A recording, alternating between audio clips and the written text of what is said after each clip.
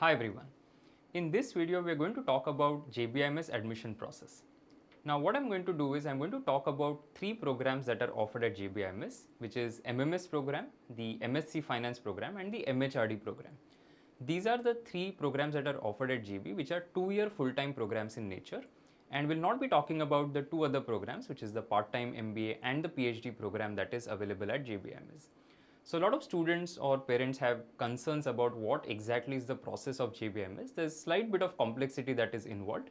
So in this video, I'm going to try and make things simple for all of you. So let's get started, and the first thing that we're going to talk about is these are the three programs. So let me talk a little bit about each of them and then we'll get into the details of the programs.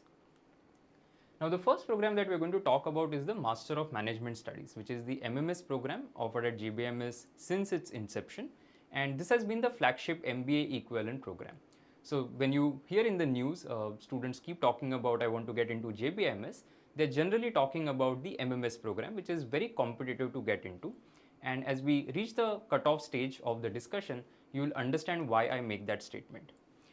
Now regarding MMS, there are two ways in which the application process or the admission process happens. The first is largely through the centralized admission process. So the entire process, or largely the dominant process, is going to be through the centralized admission process, which is conducted by the CET cell. So the way it works is you have the CET. The CET happens generally in the month of March or April, and after that there is a CET result. Once the results are announced, then you have a centralized admission process in which students participate. They're supposed to fill the form. We are going to make a different video on the centralized admission process. So in this one, I'm not going to get into too much depth of it, but essentially it's a process wherein you fill out preferences. And basis the merit that you have, the rank that you get, you're going to get seat allotment. Okay, so that is the essence of the centralized admission process. Then for a specific category, which is the OCI, PIO, CIWGC and NRI candidates, which is the overseas citizen of India, whether you are a person of Indian origin, or children of Indian workers in Gulf countries and NRI, there is a separate application process that happens. And this is where a lot of students have questions again as to, if I belong to these categories, what do I do? So as we progress, of course, we are going to talk about these things. This process is conducted by JBIMS. So for these particular categories, the process is not a part of the centralized admission process. That's something that you have to keep in mind for now. As we progress, of course, I'll talk more about it. The second program that we'll talk about is the MSc Finance program. This is another 2-year full-time program which is offered. And for students who are keen on getting into finance, making a career in finance, it's a very good offering. It's almost, I think, slightly more than 10 years now that they have started offering this particular program. And the final program which we are going to talk about is the MHRD program, which is the Masters in Human Resource Development.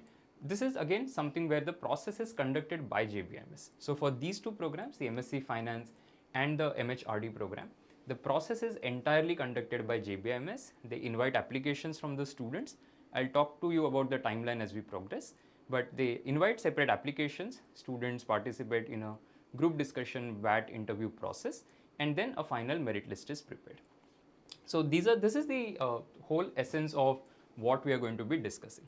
Now let's get into the specifics. Okay, so we'll first start with the MMS program, and regarding MMS, couple of things before we get into the nitty-gritties of it. The first thing is the intake. Now for MMS program, there are 120 cap seats. What is cap? As I mentioned, centralized admission process. Then there are 18 additional seats that are also there as part of this, which is essentially EWS seats plus TFWS, which is tuition fee waiver scheme. As we talk about the seat metrics, it will become more clear to you how they are bifurcated. And then you have 15% supernumerary, which is OCI, PIO, CWGC and NRI seats. Okay, so that makes the total count close to about 156, 157, right? In some years you might see 157, because it may happen that for a particular category, maybe there aren't enough students available in that particular year, or there is an additional student who, that is maybe 1 or 2 students who have gotten for specific categories. Okay, so total, if you look at 15%, and this is up to 15%, right? So if you take 15% of 120, that is going to be 18 seats. So 120 plus 18 plus 18. So the number should be 156. In some years it can be less than this. Okay, in some years it has been 157, And that can happen because let's say there is one particular extra seat that was there in that particular year. Okay, that may happen, but you would typically not see number crossing 156. Now, what are the tests accepted? Let's talk about that. So, students can of course take CAT 24, CET 25, CMAT 25, ZAT 25, MAT, ATMA, and GMAT. Typically, you will not see a lot of people applying through the GMAT route, right? So, if you look at the number of students who are taking, let's say, a GMAT or a ZAT, etc., to apply for JBIMS is going to be on the lower side, and I'll tell you why that happens. Okay, so if you look at the cutoffs, things will become far more clear to you as to why something like that happens.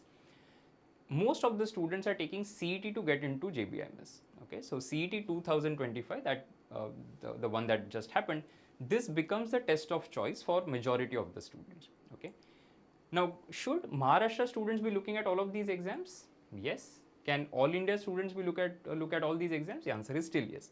So whether you are a Maharashtra student or not a Maharashtra student, you can still take any of these tests and apply to JBIMS. What will differ is how many seats are you fighting for. So as a Maharashtra state candidate, you are fighting for more number of seats compared to somebody who is an all India candidate. So if you are not a domiciled person in Maharashtra, you are essentially fighting only for 18 all India seats that are available at JBIMS. But if you are somebody who is, let's say, from Maharashtra, you can look at not only the Maharashtra seats but also the all India seats that are there. Okay, so these are the tests accepted. In the seat matrix, I'll talk more about what is the number of seats for the all exams versus the CET exam. Okay, so we'll talk about that. Now this is where again things start becoming slightly more complicated. So you'll have to be with me and try and understand as much as possible. Of course, if you have any questions, feel free to put it as a comment, and I'll try and get back at the earliest to clear the queries that you have. So this is where CET happens. So CET happens in April, right? So this year, 1st, 2nd, 3rd April was the CET. So CET gets done. Now generally they take quite some time to announce the final results. May is when typically you will have the CET result. Okay, now let's say somebody who is watching this after a long time, the tentative calendar might shift a little bit, right? So that is why I would say typically in the month of May you're going to have the CET final result. Then there is another month, which is June. Nothing really happens in June. You have July. In July, the first thing that will happen is a cap announcement. So CET cell, they will announce the centralized admission process. Okay, they will let you know, okay, what are the dates, what's the calendar look like, and so on. What are the documents that you're going to need for verification, and after that stage is done, there is a provisional merit list that is announced. After provisional merit list, if there are any changes, they are implemented, and then there is a final merit list. That will happen in the month of August. Again, this is tentative, right? Typically, this is how things work. Then after final merit list, you have the cap round, wherein students participate and fill preferences. After preferences, there is an allotment. Either they are happy with the allotment, so they take it up, or they participate in the subsequent rounds. So you're going to have cap round 2, and after cap round 1, 2, you have the cap round 3. Okay, and then finally there is a course commencement. Okay, now even after cap round 3, if there are any seats that are remaining, students can always write to the institute, and there is an application process that happens, which is for any vacant seats that are there. Again, that is based on merit, but again that is a part of cap, so I'm not going to get too much into it. Typically, JBIMS, nothing will remain after cap round 3, so don't worry about that. So typically the course will commence in September. It may start in August as well in some of the years. So when I was a student, it started in the month of August. Now these seats that I talked about, which is OCI, PIO, and so on, this application process will happen separately in the month of August and September. So those of you who are planning to apply under these categories, do you have to do anything in terms of the cap process? No. But you have to wait, you have to keep checking JBIMS website. They also publish this in the newspapers, but you keep checking JBIMS website for any announcement on the application for these seats, right? Which are the 15% additional seats that I spoke about. Alright, now let's talk about the cap process, and this is where again a lot of confusion may happen, so you will have to try and grasp whatever you can. If you have any questions, let me know. So this is how the CET cell publishes the number of seats in each of the categories in each of the institutes. So I'm not saying this is only applicable to JBIMS, but there are other colleges also, whether you talk about say a Sydenham or a Wellinger, etc. they will also have a seat matrix which is published by the CET cell. Now what this shows you is basically what is the number of seats in each of the categories. Now how do you read it is very simple. So state level open 38, which means that if you are a Maharashtra state domiciled candidate, let's say you're born in Maharashtra or you're domiciled in Maharashtra, there are 4 or 5 different definitions of who gets classified as a Maharashtra state candidate. If you fit into any of those descriptions, you're basically looking at this entire row. Correct? So how many ST seats are there, for example, for state level students? That number is 7. Then PWD also you have 2 seats, and there are PWD common reserved seats which is 3 in number. Alright. So what you will see is, if you look at all of this, there is an important figure here which is the all India seats. So when you look at who can apply for these 18 seats that are there, anybody who has taken CET, CAT, CMAT, MAT, ATMA, ZAT, GMAT, right? If you have these scores, you can basically apply for these all India seats. But let's say I'm a Maharashtra state student, right? I can apply to this, but I can also apply to these seats, okay? But your candidature or which seat you finally get allotted to will depend on your merit number. So the merit number that you get in the final merit list is very, very important. Basis that the final allotment is going to happen. So as a Maharashtra state student, I can also submit my other test scores, but depending on what is my merit number, my seat allotment is going to happen. So whether to submit these additional exam scores or not, that depends a lot on what are the scores that you have. So let's say I get let's hypothetically say that I got a 99 percentile in CET, but I got a 99.99 on the CMAT. For JBIMS, I should definitely be submitting my CMAT score. But let's say I get a CET 99.92 and I have a CMAT of 98, obviously I should be applying for the state seat through my CET score. Okay, so it depends, and that is something that we can always talk about once the results are out. But for now, you have to just remember that as a Maharashtra state candidate, I can apply to state as well as all India seats. But those of you who are not Maharashtra students in terms of domicile, or you cannot show in any way that you are a state candidate, in that case you are basically competing only for 18 seats, which will push the cutoffs for all India. And that is why whenever you look at the all India cutoffs, they are super high. So you must have heard this, that in order to get into JBIMS, you need to have a 99.99. That 99.99 is typically the all India cutoffs that people are talking about. But for state, the numbers can go slightly lower depending on which category you're talking about. Then in the beginning, we talked about 18 additional seats, right? Now, what are these 18 seats? This is 12 plus 6. Okay, so 12 seats of EWS and then 6 seats for TFWS. So while filling the cap round form, right, you have to also, if you are eligible for TFWS, which has that less than 8 lakh income criteria, if you fit under that and you want to apply for the tuition fee waiver scheme, you also need to indicate that as part of the cap rounds. So when you fill the cap form, you have to select JBIMS as well as JBIMS with a T at the end, which stands for TFWS. Okay. Again, we'll cover this in more detail when we talk about the cap process in a separate video. Now let's talk about the cutoffs. So MMS cutoffs are very high, as I mentioned earlier as well. So for all India, typically you would see the cutoff hitting 99.99. In very few years, it has been 99.98. Okay, but generally the cutoff has remained 99.99. TFWS around 99.95, that was the cutoff last year. And what I've also given is the rounds. So this is based on the last year's admission process, which was CET 2024. Okay. Now a lot of students have confusion as to how do they read these categories that are mentioned, and this is taken from the official cap document. So the simple thing that you can do is just forget the G that is there at the beginning. You can just ignore that for now. There is an open written in between, and then you have S, right? So this is open seats basically. We're talking about open state seats in this particular case. So that S stands for state. In some cases, of course, it is not applicable. So TFWS is just TFWS, but this is open, this is OBC state, this is NTD category, this is EWS, SEBC, NTA, NTB, and on this side we have PWD, this is the open PWD, then orphan, SC, then OBC PWD, NTC category, then PWD SEBC, PWD NTD, and then ST. Okay, so this is how you read all the categories which are there. And as you will see, for different round, the cutoff can change a little bit.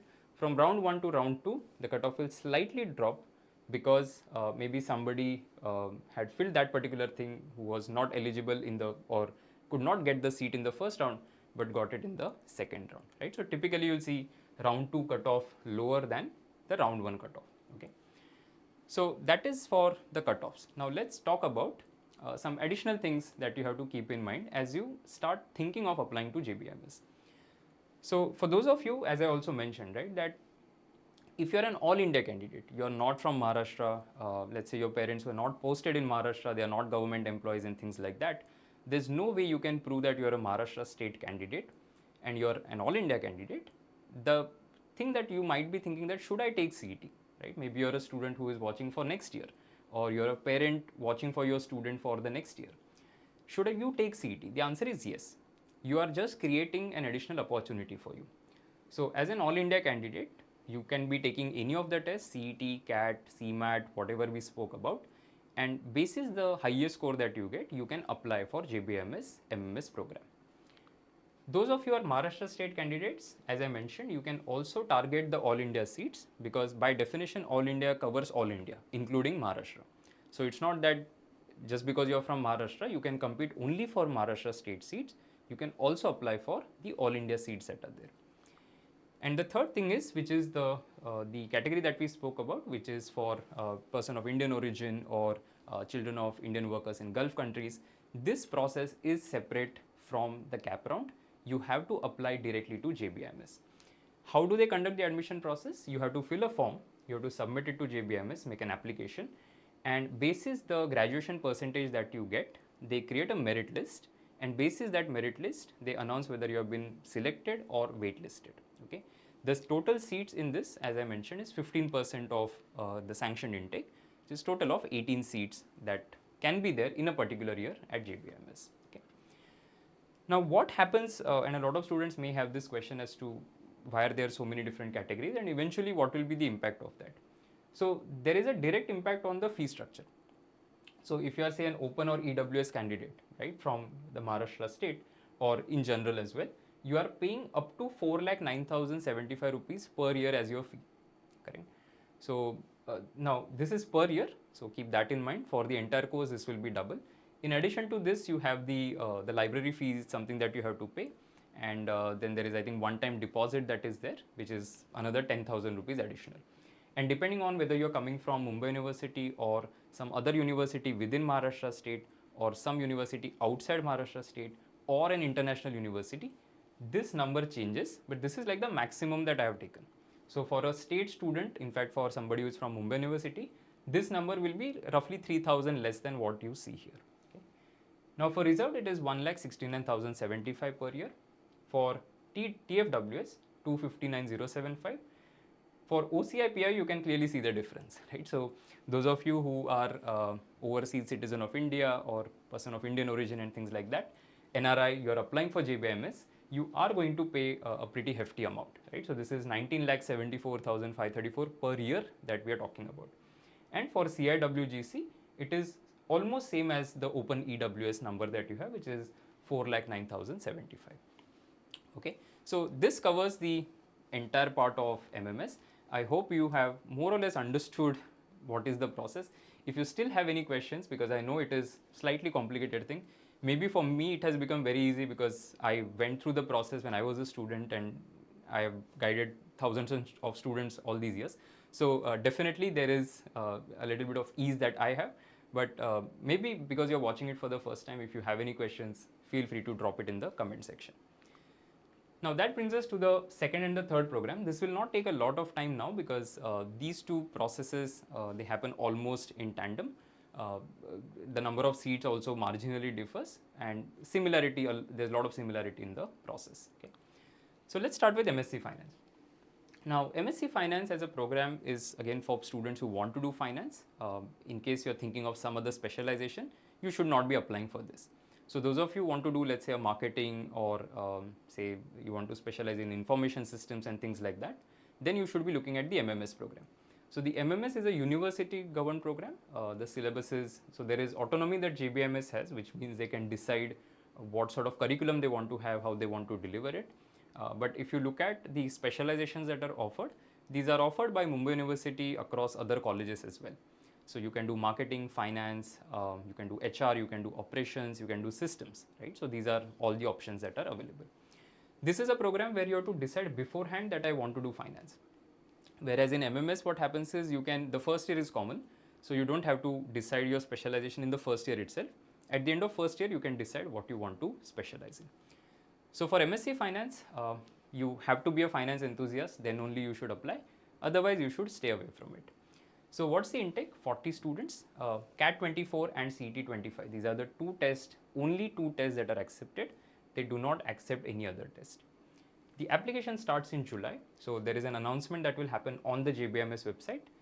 They only conduct the entire process. So application in July, GDPI is in August, and result is in September. Very, very simple process. And total 40 seats, they call about 400 students for this.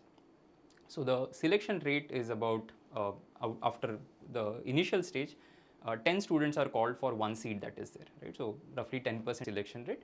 But of course, there are more applications that they get more than 400, obviously. Okay. Now let's talk about the eligibility for this particular course that is there. So firstly, there is a score cutoff, and then there is a past academic record cutoff. So you need to clear both of these to be eligible. This does not guarantee a convert, by the way. Okay, so after this, there is another process, but this is the bare minimum that you need. If you don't have this, you're not eligible for the program, and you should not be applying in that case. So score cutoff, CAT 24 percentile, general 95, reserved 75, PH 75. And for CET percentile, it is 97 for general, 90 for reserved, and 85 for PH candidates.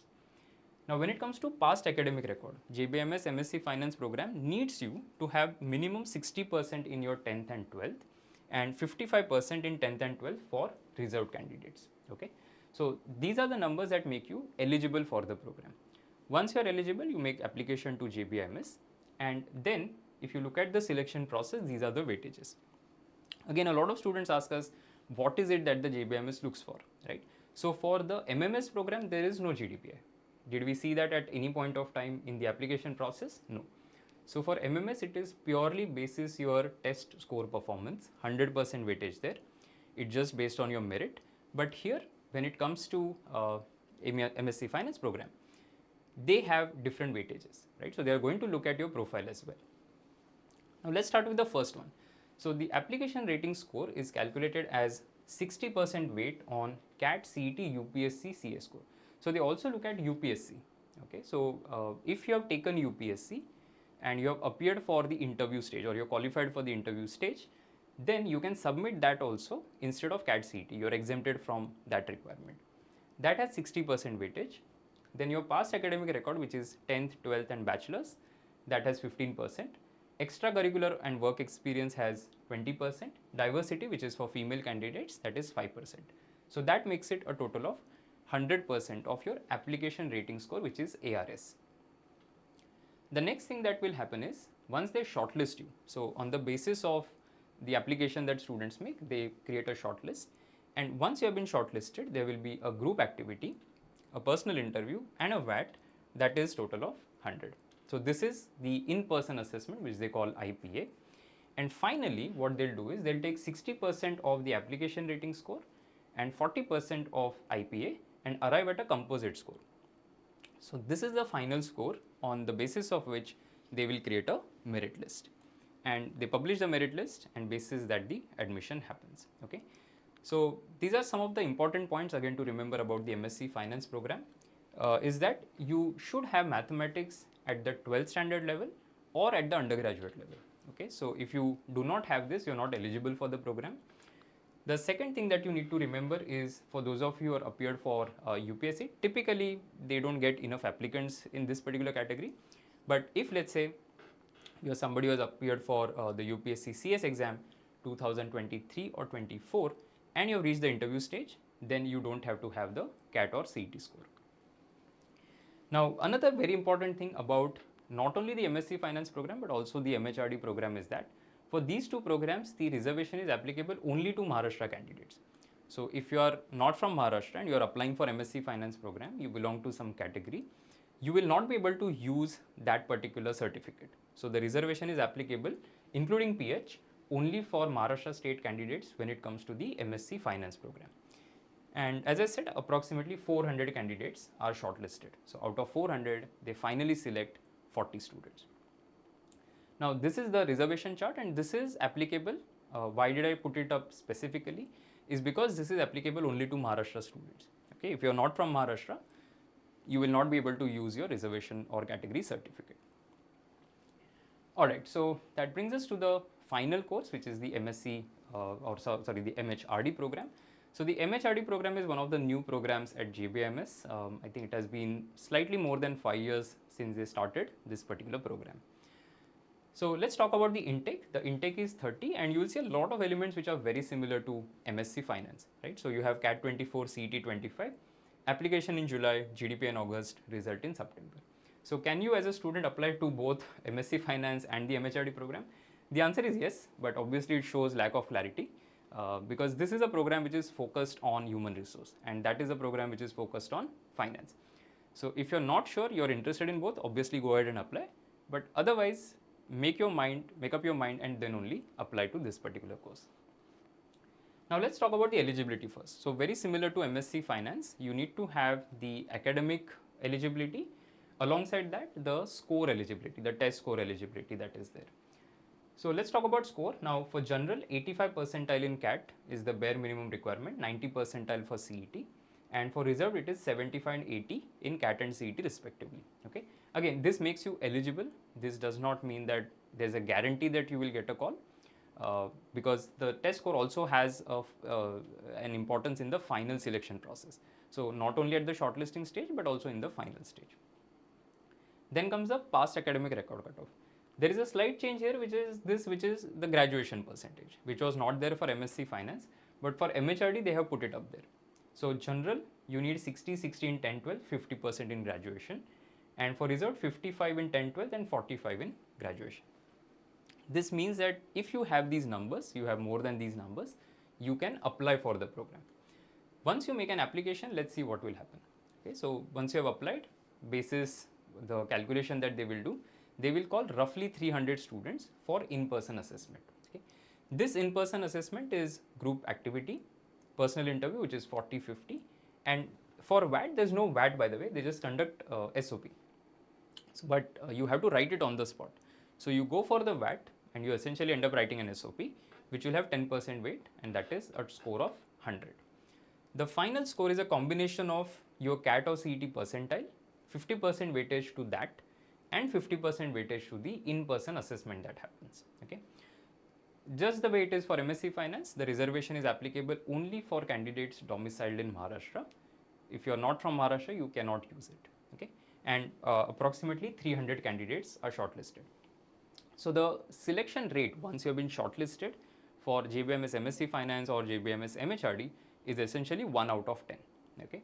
But still somebody would have a far better chance of or odds of getting into this program compared to, let's say, the MMS program, because of the competitive nature, right? So the CET is taken by say 1.3 lakh takers, and even if I consider 120 seats, the probability is very, very low compared to this, wherein they would be getting applications in 1,000, and out of that 300 people are getting shortlisted, and then 30 are finally getting through. Okay.